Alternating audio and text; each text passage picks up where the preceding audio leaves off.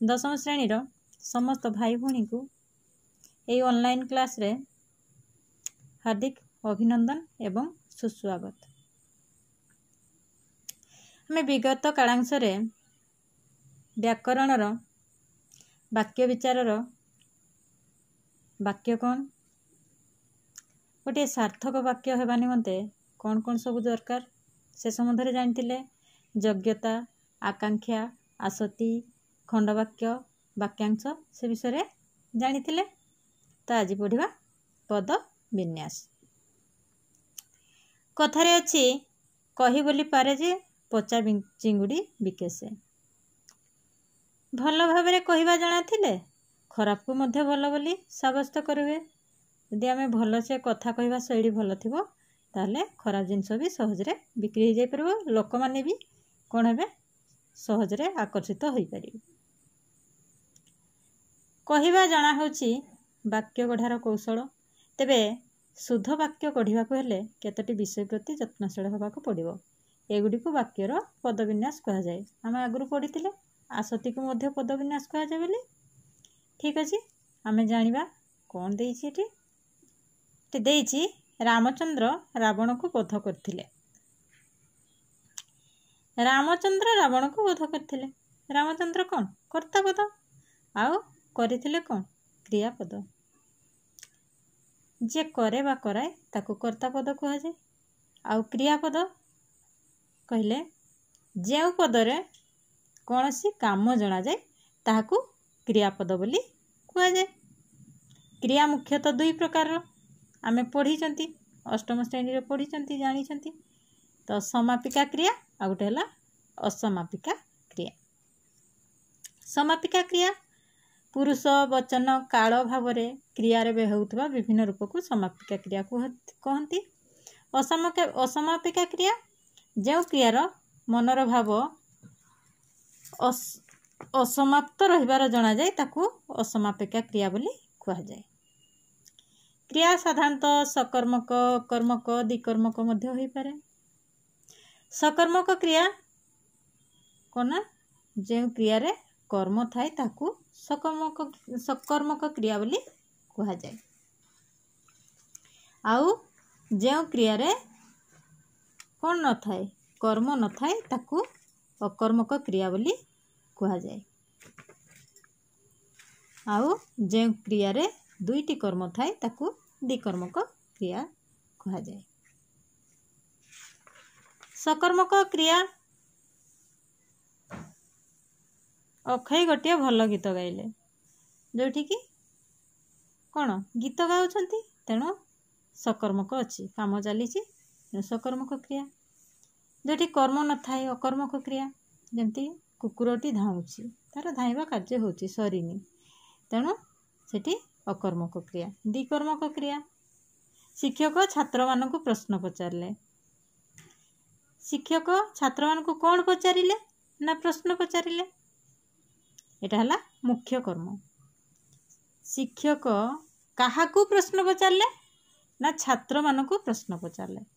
छात्र मानक हला गौण कर्म जोटी कौन बोली प्रश्न आसुथिबो सेटा मुख्य कर्म। काहाकू कहले गौण कर्म। मुख्य कर्म पूर्वरु कौन रुहे गौण कर्म रुहे। ये से भली देइछि आमे उदाहरण को जीवा। रामचंद्र रावण को वध करथिले। तो एठी कर्ता पद कि आमे जानिछंती रामचंद्र हला कर्ता पद करिथिले हला क्रियापद। ताहले कर्ता पद केउठी अछि ना वाक्यर आरंभ रे। क्रियापद केउठारे रहउछि ना वाक्यर शेष रे। आमे एठी ताहले कोन जानले ना वाक्यर आरंभ रे वाक्यर आरंभ रे कर्ता पद आ शेष रे कोन रुहे ना क्रियापद रुहे। बुझिला। परवर्ती उदाहरण को आसीबा। अक्षय गोटे भल गीत गाइले। अक्षय गोटे भल गीत गाइले एठी कर्ता किए अक्षय क्रिया किए गाइले कौन गाइले गीत। गीतटा हला कर्म रे जाउछि भल विशेषण पद। तो एठी वाक्यटी कौन होइछि क्रियाटी सकर्मक होइछि तेणु कर्म पदटी कहा पूर्वर रहिबो क्रियापद पूर्वर रहिबो। एठी कर्म पद किए ना गीत क्रियापद किए ना गाइले। गाइले पूर्वर अछि गीत तेणु कौन हबो ना वाक्य रे क्रिया सकर्मक होइतिले कर्म पदटी कोठी रहिबो क्रिया पूर्वरु रहिबो। पंडित शिष्य मानकु उपदेश देले। एटी दीटा कर्म अच्छी तेणु एटा कौन द्विकर्मक क्रिया। पंडित शिष्य मानकु कौन देले ना उपदेश देले। उपदेशटा ताले कौ कर्म मुख्य कर्म। पंडित काहाकु उपदेश देले ना शिष्य मानकु उपदेश देले। शिष्य मानकु ताले कौन गौण कर्म। ताले ठी हमर कौन जानले वाक्य रे जेतबेले द्विकर्मक क्रिया थिबो तबेले कौन हबो गौण कर्म परे मुख्य कर्म व्यवहार करा जाए। वाक्य रे द्विकर्मक क्रिया थिले गौण कर्म कोउठी व्यवहृत हुए मुख्य कर्म पूर्वरु व्यवहृत हुए। मुख्य कर्म कोउठी व्यवहृत हुए गौण कर्म परे व्यवहृत हुए। बुझिला। हे भगवान मते रक्षा कर। हे भगवान कौन गोटे संबोधन पद मते रक्षा कर। द्वितीय वाक्य रे कौन देछि मते शक्ति दियो प्रभु। प्रभुटा है गोटे संबोधन पद। तेणु ये आम कौन लक्ष्य करछंती ना संबोधन पद प्रथम वाक्य रे कोठी अछि वाक्यर आरंभ रे। द्वितीय वाक्य रे कोठी अछि वाक्यर शेष रे। तेणु संबोधन पद केउठारे रखा जाए ना संबोधन पद वाक्यर आरंभ रे बा शेष रे रखा जाए। चतुर लोक सबुठी जीतंती। चतुरटा की पद विशेषण लोकटा की पद विशेष पद। ये कौन देखुच किए का पूर्वर बसची ना विशेषण पद विशेष पद पूर्वर बसे। वाक्य रे विशेषण पद विशेष पद पूर्वर बसे। जमीदार पुओ सुरेंद्र ए मंदिर तोलिछंती। जमीदार पुओ सुरेंद्र ए मंदिर तोलिछंती। एटी कर्ता पद किए ना सुरेंद्र। किंतु सुरेंद्र कहा पुओ जमीदार पुओ कहा सहित संबंध अछि जमीदार सहित। तेणु संबंध पद कौन एठी संबंध पद किए जमीदार। संबंधित पद किए सुरेंद्र कारण जमीदार सहित तांकर संबंध अछि। तेणु वाक्य रे संबंध पद कोठी बसे संबंधित पद पूर्वरु बसे।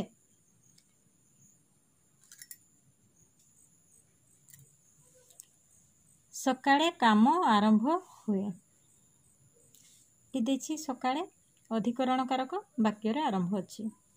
अच्छा हमर कारक केते प्रकार ना 6 प्रकार। कौन कौन कर्ता कारक कर्म कारक करण कारक संप्रदान कारक अपादान कारक आउ अधिकरण कारक।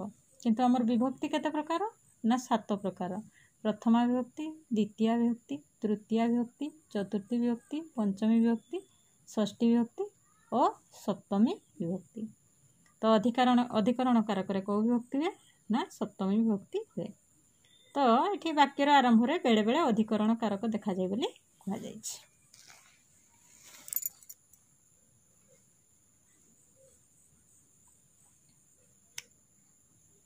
यह केवल संभव हेब कठिन श्रम द्वारा। कठिन श्रम द्वारा ये क्या गुरुत्व दि जाए ना यह केवल संभव हम कौन कले संभव हम ना कठिन श्रम कले संभव हम। तेणु गुरुत्व आरोप पर जेकोसी पद वाक्यर शेष में बसी पारे। यदि जेकोसी वाक्यर गुरुत्व दि जाउछि ताहले कौन हुए ना वाक्यर शेष में बसी पार। तुमर काम होछि घर जगिबा। तुमर काम होछि कौन घर जगिबा। तेणु ये क्या गुरुत्व दिखाई तुमर काम उपर गुरुत्व दिखाई। तेणु यह वाक्य आरंभ रही। वाक्य आरंभ आउ गुरुत्व आरोपण पाइथिबा वाक्यांश बसी पारे। वाक्यर आरंभ रे भी बसी पारिबो वाक्यर शेष रे भी बसी पारिबो गुरुत्व आरोपण होइथिले। हमर जेमति संबोधन पद वाक्यर आरंभ रे वाक्यर शेष रे बसुची से भली गुरुत्व आरोपण थिले मध्ये वाक्यर आरंभ रे किबा वाक्यर शेष रे बसी पारिबो। रमेशंक बिना ए काम होई पारिबो नाही। बिना गोटे कौन पद बिना गोटे हला अव्यय पद। आमे विभिन्न प्रकार अव्यय पढ़ी 18 प्रकार अव्यय 18-20 प्रकार भी अव्यय अच्छी जेमती संयोजक वियोजक आलंकारिक संबोधन सूचक आनुक्रमिक हेतुबोधक प्रश्नसूचक ते अव्यय पढ़ी। यही बिनाटा हूँ कि प्रकार अव्यय ना पदान्वयी अव्यय। पदान्वयी अव्यय क्या कहवा वाक्य मध्य बिना प्रति अपेक्षा सह सहित प्रभृति केतेक अव्यय पद जगरे अन्यान्य केतेक पद कौन होती विभक्ति युक्त होती सही विभक्तांत पद सहित सही अव्यय पद मानकर कौन थाए संबंध थाए एगुड़ी को पदान्वयी अव्यय बोली कहुए ताकू आहरी परसर्गात्मक अव्यय मध्य कहुए पदान्वयी अव्यय को जेमिति सीता पति सहित वन को गमन कले सहित क्या कौन अव्यय पद तेणु ये विभक्ति होती पति शब्द रे तेणु पद सहित सहित अव्ययटी पति पद सहित अन्वित ये गोटे पदान्वयी अव्यय से भाया रमेश बिना ए कम हो पारे बिनाटी बिना कौन कौ अव्यय पद कि प्रकार अव्यय पद ना पदान्वयी अव्यय तेणु ये कौन हुए संबंध पदर परे व्यवहृत हुए वाक्य पदान्वयी अव्यय कौन हुए संबंध पदर परे व्यवहृत हुए जमी कहली सीता पति सहित वन को गमन कले पति सहित सहित टी पदान्वयी अव्यय किंतु पति सहित तांकर संबंध अच्छी तेणु कौन है संबंधित पदर परे ही अव्यय पद व्यवहृत हुए वाक्य पदान्वयी अव्यय संबंधित पदर परे व्यवहृत हुए बापा जेजेंकर और जेजेमांकर जत्न नियंती आमे ताकू टिके सर्ट रे कहीदेले आमे कहि परिबा बापा जेजेंकर जत्न नियंती जेजेमांकर जत्न नियंती ताकू एकाथरे जदि अव्यय पद जोग कर बापा जेजेंकर और जेजेमांकर जत्न नियंती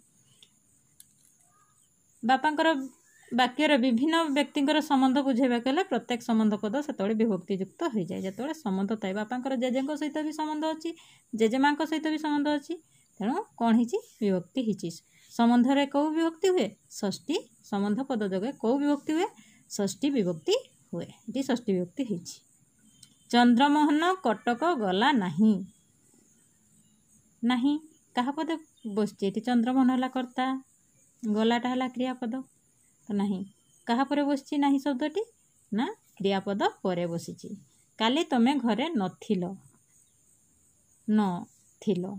नटा कौटी बसची ना क्रियापद पूर्वर बसी प्रथम वाक्य नहीं गला पर बसची आ द्वितीय वाक्य न थिल पूर्वर बसी तेणु वाक्य नहीं बा नहीं संयुक्त पद क्रियापद पर बसे आ नटी कौन हुए क्रियार पूर्वर बसे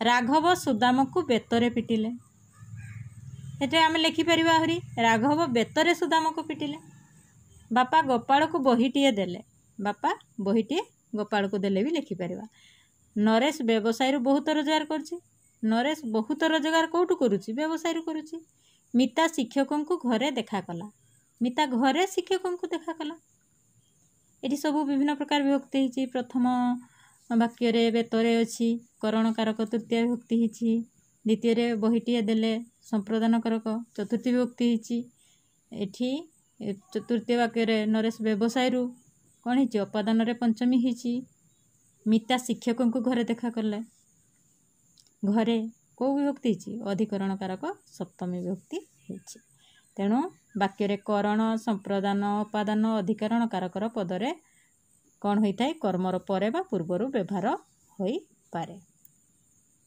एथिला आमर पदविन्यास विभिन्न प्रकार कौटी कर्ता रहिबो क्रिया रहिबो सकर्मक हितिले कर्मपद कौटी रहिबो गणकर्म मुख्य कर्म कौटी व्यवहार करा जीवो संबोधन पद कौटी रहिबो विशेषण पद कौटी रहिबो संबंध पद क्या पूर्वर रहिबो पदान्वयी अव्यय केमती बसिबो ए सब विषय आम सब जानले ए सब को मन रखिबा आ प्रश्नावली करदबा एइठू ही प्रश्नावली अच्छी तेणु मु आउ कहू नहीं जदि न जानिबो पचारिबो आज पई एतिकी धन्यवाद।